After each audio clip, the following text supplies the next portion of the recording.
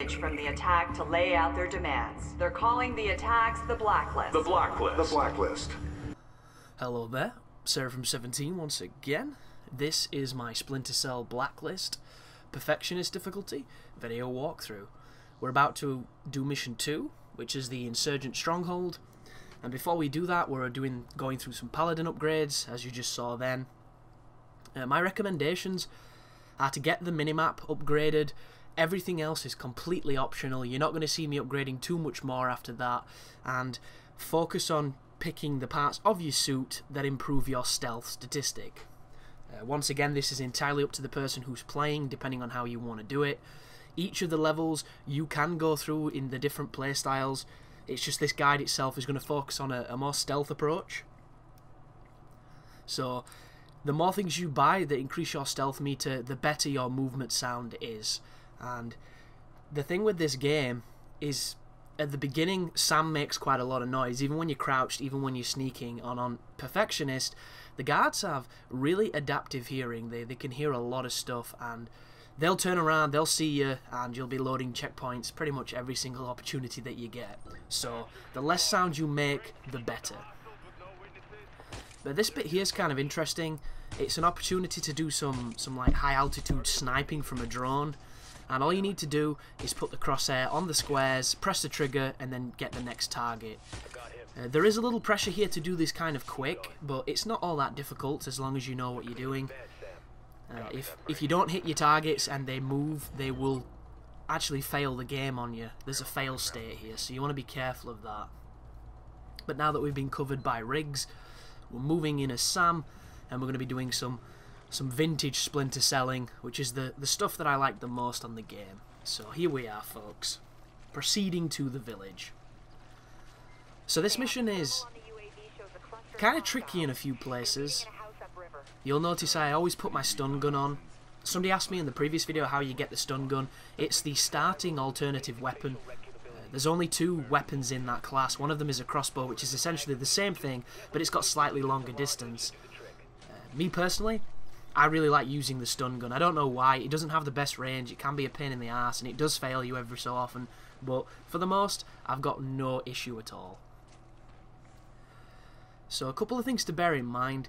When Sam has a high stealth factor, you can move quicker through the environments. For instance, you will be able to run while you're crouched to do, kind of quiet running, and it'll get you through traversing these obstacle courses that you're going to be facing just a little bit faster than it would any other way. So the first group of guys here, there's 2 of them by the van. Always move from cover to cover whenever you're close to an enemy. I know it might not be the way you prefer to play Splinter Cell, because I know I'm not the biggest fan of this cover stuff, but it just seems to factor in the stealth statistics so much better, and it makes you a lot harder to see. So once you're on the other side of those 2 guys, they're in the middle of a conversation, they don't mind looking over our way, so we can just walk past them, carry on up here, and hit the first checkpoint of the level. Over this fence, or through it. And right there, 2 times hostiles undisturbed bonus. It's not the highest bonus, but it's pretty decent.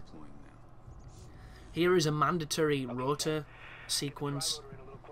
So a couple of things that you can do with this machine. If the hostiles see it, or if the cameras see it, it will set off alarms, and you want to avoid that as best as you can. For the most, it's very quiet, it's quite fast, and it comes with a selection of sticky shockers. I think it gives you 5 of them. And if you hit people in the face with a sticky shocker, it's a one-shot neutralize. If you don't, and they're wearing a vest, sometimes it can take more than 1 if you shoot them anywhere in the body. But headshots seem to be the best way to use the drone. So this mission's pretty simple at this point. You just have to float the drone over here, listen to the communication, and then after that you can retrieve it and we can start stealthing through this room. And once again, just to reiterate, folks, when you get to the end of a sequence and it tells you what points you've got, depending on what type of run you're going through, be it Panther, be it Ghost, be it Assault, will depend on what points you get. And if you get the wrong one, I recommend restarting the checkpoint beforehand if you can.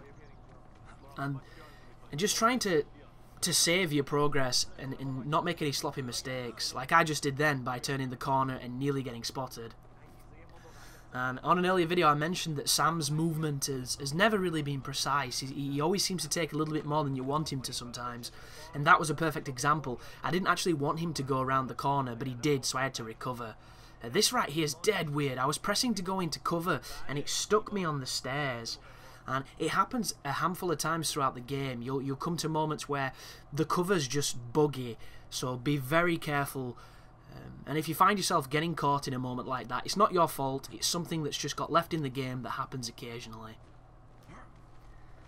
But once again, we're going to be using balconies, as you can see. Keep yourself crouched, keep your movement speed down if you can, because you don't want to make any noise on the people below you. All of this is indicative of your upgrades. If you have quite high stealth at this point, you should be okay. I was okay to move pretty swift. And then this room, really strange things about to happen here, guys.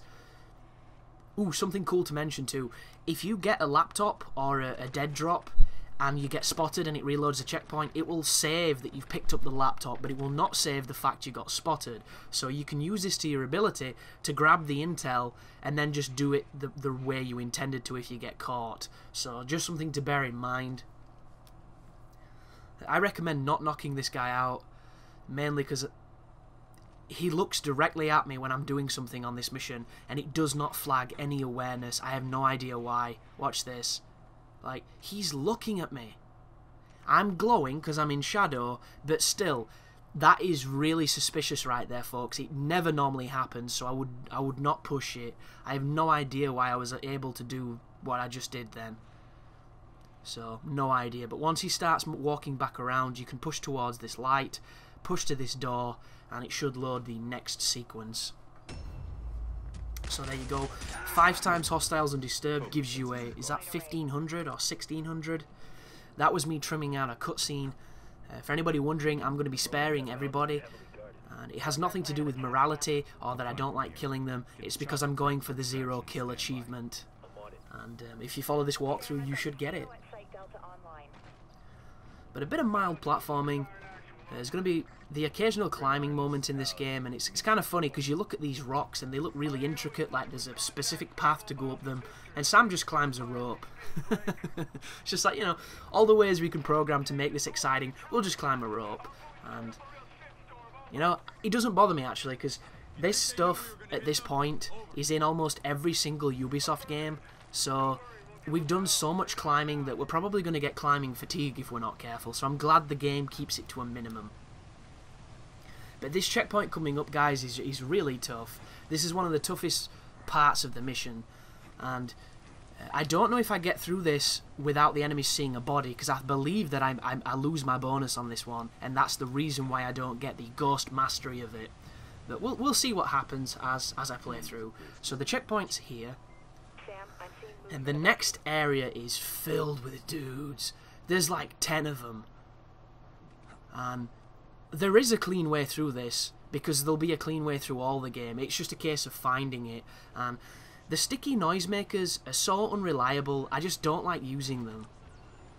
But I climb up here, that guy kind of sees me. If you look at the radar, we've got 2 guys to my right, 2 guys to my left, and this dude's getting super nosy. I hope he doesn't come all the way here. Does a little bit of talking and then wanders off. There's a guy on this far side near that car. Am I going to trank him?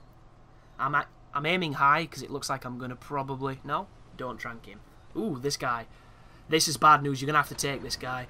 Yeah, there we go. Silent takedown. And I believe he's going to see it. Yep, very close to spotting me. Did you see that? So you've got a choice here. Let him see the body or try and move the body where he may see you do that. So instead, I let the body lie. He comes over, and then I grab him instead. So there's another stealth knockdown. And I'm probably going to trank him, and then make for the exit.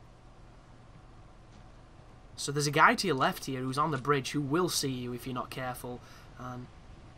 You can either leave him and try and get through the courtyard, or you can trank him.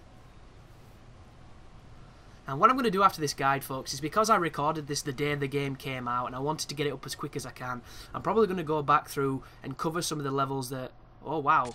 How nosy was he? Like, what triggered that guy? No idea. So let's have a look. We tranked a bunch of guys. There's one more guy coming up here who I have to trank because I want to get through this area before anybody else spots the bodies. So I decide to take him out. And what you've got to think is, every time you take somebody down, you are losing a bonus. So it's not messy, but it's quick. And there you go. We only get a 3 times bonus. So getting through that with more people alive is definitely going to help you score. But we're through it, and that's what this guide is meant to do. Shield their movements from flyovers. But here is the new voice actor for Sam Fisher, who, you know, the guy didn't do a bad job, but in my opinion, Sam Fisher is Michael Ironside. He will always be Michael Ironside, and this game just didn't feel like a Splinter Cell because he wasn't there. And I understand why Ubisoft did what they did. I respect the balls it took to do it, but I still can't accept it. And I was hoping there was a part of me that was kind of praying and kind of optimistically wishing that when you beat the game there was an option to turn on the Michael Ironside dub.